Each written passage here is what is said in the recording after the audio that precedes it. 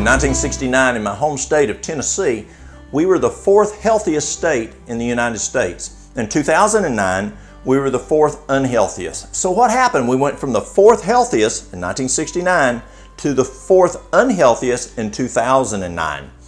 Well, as Nashville started looking at this to try to figure out where we became unhealthy, one of those major items was lack of exercise. When I was a boy living on a farm, never would you have thought to tell my father, my grandfather, my great-granddad, or any folks working on the farm that they needed to go out to the gym and get some exercise. You need to go get on the treadmill. You need to go pump some weight.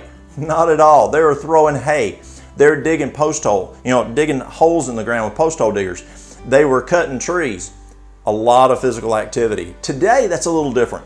Today, we see people sitting behind desks. We see people behind cash registers. We see people working on the assembly line, and they're not getting that exercise, that cardiac or resistance that we used to get years ago on working on those farms, as many Americans did. So what do? So we've got those jobs working in the offices, in the stores, at the factories. We got to do that for work, but how do we get the exercise, the cardio? How do we get the resistance training? That's where exercise comes in. Dr. Walter Kempner, a scientist, a medical doctor at Duke University, back in the early 30s, he found that if we will exercise 4 times a day, the body will work so much better. And we found that as we applied that to our patients at the clinic I used to work at, we found that if our patients would exercise 4 times a day, their bodies just run a whole lot better. It's kind of like we don't drink a glass of water just once a day. We drink water throughout the day. So if you can have periods of just short exercise throughout the day, it might be a 20-minute power walk or just stroll after a meal, your body just runs a whole lot better. And why are we talking about this? We're looking at how to prevent disease. Yes, you may have some disease that you want to address, and you can help reverse disease by doing this. But the big issue we're looking at here is how do we prevent disease?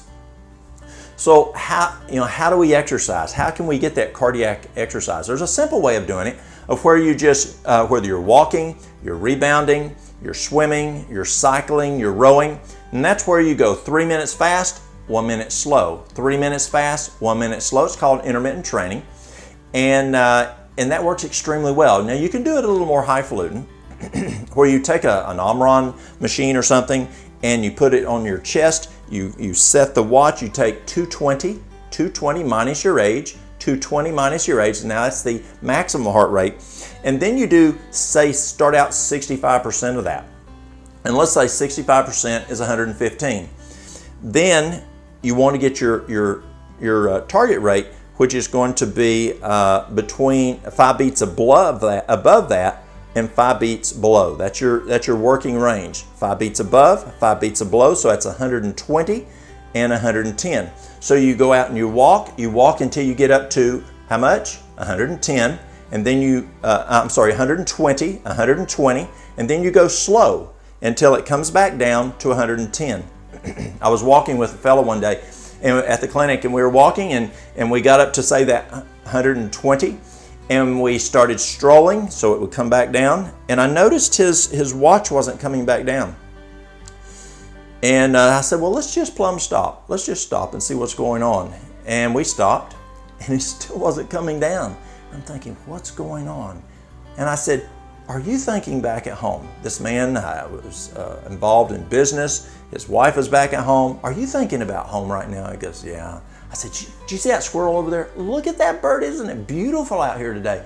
And boom, his pulse came right back down. So as you're out there exercising, be careful what you're thinking about, because sometimes that can keep the heart rate up because you're stressed about whatever it may be. So again, how do you do it with this intermittent training with the machine? Take 220 minus your age. That's the maximum heart rate. Start out with 65% of that. You can then go to 70, 75%. And let's say that target rate is 115. You go 5 beats above, 5 beats below, and you exercise in that range where you go fast until you get to the 120 and slow till you get the 110. And you just keep going back and forth. If you don't have that, it's real simple. Just go fast for 3 minutes, slow for 1 minute. Fast for 3 minutes, slow for 1 minute. It's kind of like working out with barbells. You just don't pump weight for 30 minutes. You do reps. And so this is kind of like reps. There's two major kinds of exercise. You've got the cardiac, which we just talked about, and the other is resistance. And that is where you are using, say, some bands or some weights where you're trying to do some resistance. And if you don't have that, you don't have to go buy barbells. You can go and you can get some bags, say some several pound bags of beans, and you can use them and do some exercises with them. You can do, I've used 5 gallons of, a gallon jug of water. That's 8.34 pounds per gallon, and you can move those back and forth, and that can be a resistant type, or you can get some bands, and that works well. Again, for our cardiovascular system, which yes has the pump, exercise actually helps the cardiovascular system, and it also helps the lymphatic system. Two very important things to keep our bodies good and healthy and prevent disease. See y'all back as we look at more keys to health.